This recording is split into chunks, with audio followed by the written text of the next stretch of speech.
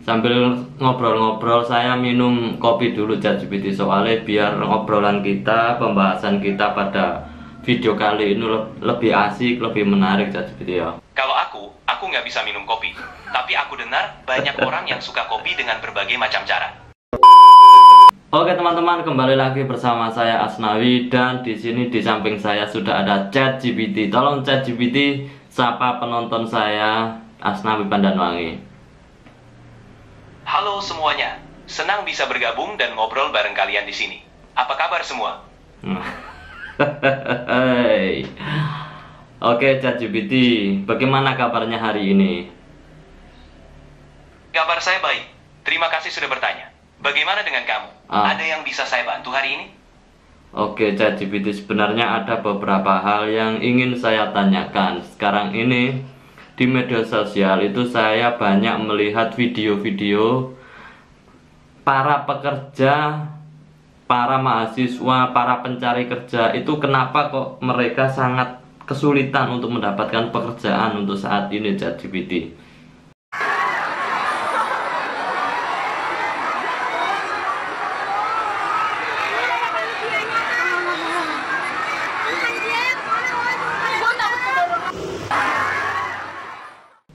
Ada beberapa faktor yang bisa menyebabkan kesulitan mendapatkan pekerjaan. Salah satunya adalah persaingan yang ketat di pasar kerja. Banyak orang yang melamar untuk posisi yang sama, jadi persaingannya menjadi sangat tinggi. Selain itu, ada juga faktor seperti keterampilan yang dibutuhkan oleh perusahaan yang mungkin tidak sesuai dengan keterampilan yang dimiliki oleh para pencari kerja. Selain itu, kondisi ekonomi, perubahan teknologi, dan kebijakan pemerintah juga bisa memengaruhi ketersediaan pekerjaan. Oke. Sambil ngobrol-ngobrol saya minum kopi dulu ChatGPT, soalnya biar ngobrolan kita, pembahasan kita pada video kali ini lebih asik, lebih menarik ChatGPT ya. Tentu, silakan dinikmati kopinya.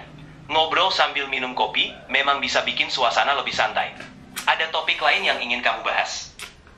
Oke, sebelum kita bahas lebih lanjut, kamu kalau minum kopi itu sukanya yang kopi seperti apa? Kopi tanpa gula atau kopi susu atau seperti apa? Kalau aku itu biasanya dulu aku seneng yang kopi agak pahit, tapi sekarang ini lambungku sudah agak bermasalah. Jadi saya sekarang aku seneng sing pakai kopi susu seperti ini ChatGPT. Wah, seru banget ya perjalanan kamu dengan kopi. Kalau aku nggak bisa minum kopi. Tapi aku dengar banyak orang yang suka kopi dengan berbagai macam cara. Kopi susu memang enak dan bisa jadi pilihan yang lebih lembut untuk lambung. Kalau kamu suka kopi susu, itu pilihan yang pas. Semoga lambung kamu tetap sehat ya. Oke, terima kasih. Oke ChatGPT, sekarang kita lanjut pembahasannya, yaitu masalah kenapa kok sekarang itu sulit mencari kerja. Tadi kamu bilang kebijakan pemerintah. Nah, kebijakan pemerintah sebenarnya itu yang seperti apa yang bisa menyerap tenaga kerja sebanyak-banyaknya. Soalnya kan setiap ada pemimpin baru, setiap ada pemilihan pilpres, pileg, pilgub dan lain sebagainya, itu kan selalu menjanjikan bahwa akan membuka lapangan kerjaan, tapi kenyataannya kok gak seperti itu. Menurut kamu seperti apa? Memang, janji politik tentang pembukaan lapangan kerja seringkali menjadi topik utama dalam kampanye. Namun, realisasinya bisa dipengaruhi oleh berbagai faktor. Beberapa kebijakan yang bisa membantu menyerap tenaga kerja antara lain. 1. Peningkatan investasi.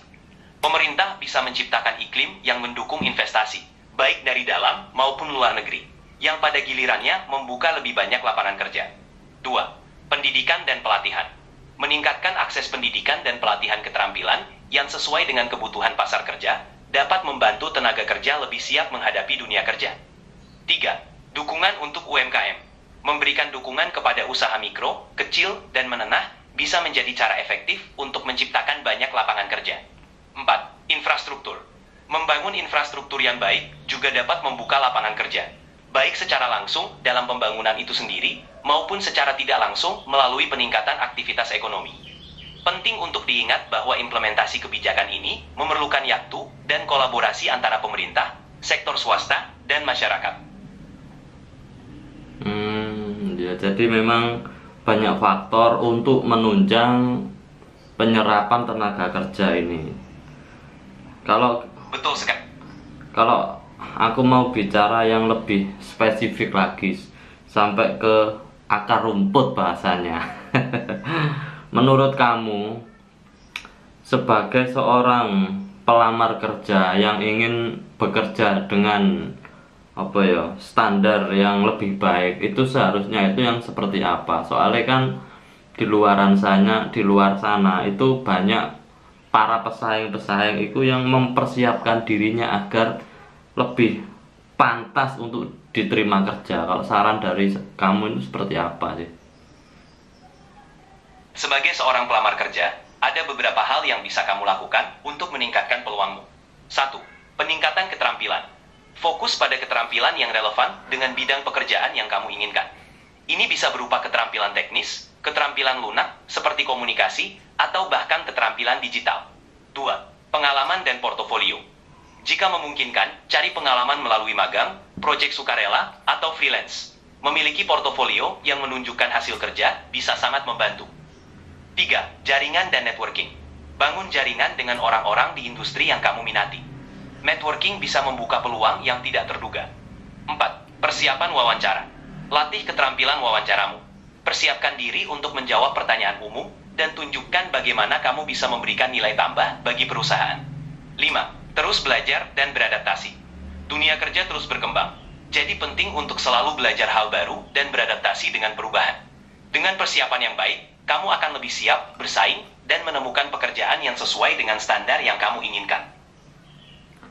Tapi begini, ChatGPT, walaupun tadi yang kamu sampaikan itu secara umum, seperti kemampuan diri, persiapan wawancara, dan sebagainya itu tadi, tapi kenyataannya di lapangan, itu gak segampang apa yang kamu sampaikan.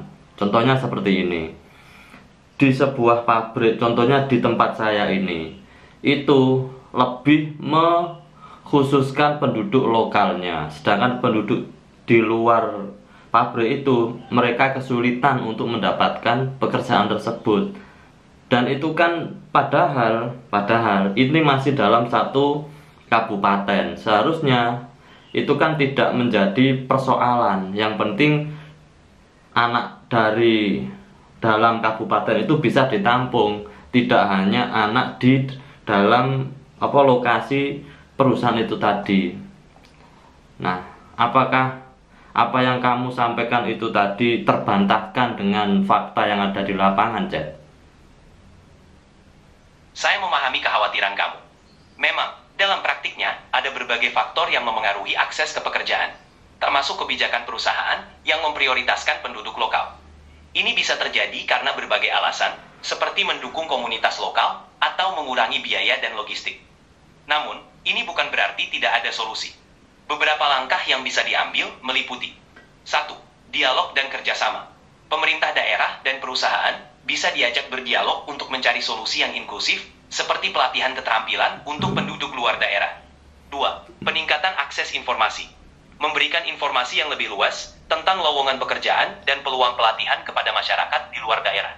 3. Program pemberdayaan. Mengembangkan program yang memberdayakan penduduk di luar daerah agar mereka juga memiliki kesempatan yang sama. Meskipun ada tantangan di lapangan, ada ruang untuk perbaikan dan kolaborasi antara semua pihak. Terima kasih sudah berbagi pandangan kamu. Oke. Tapi ada juga yang mengalami atau mendapatkan permasalahan itu seperti ini.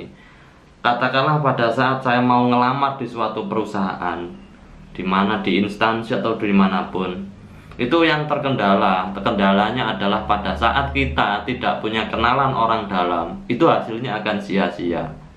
Nah, harusnya kita yang tidak punya jaringan dari dalam untuk mendapatkan pekerjaan di perusahaan tersebut, langkah kita itu seperti apa? Sedangkan orang lain itu lebih memprioritaskan keluarganya atau kerabatnya untuk bekerja di dalam perusahaan itu tadi. Saya paham. Mohon maaf, Anda telah mencapai batas harian untuk suara canggih. Anda dapat beralih ke mode standar sekarang agar tetap ngobrol.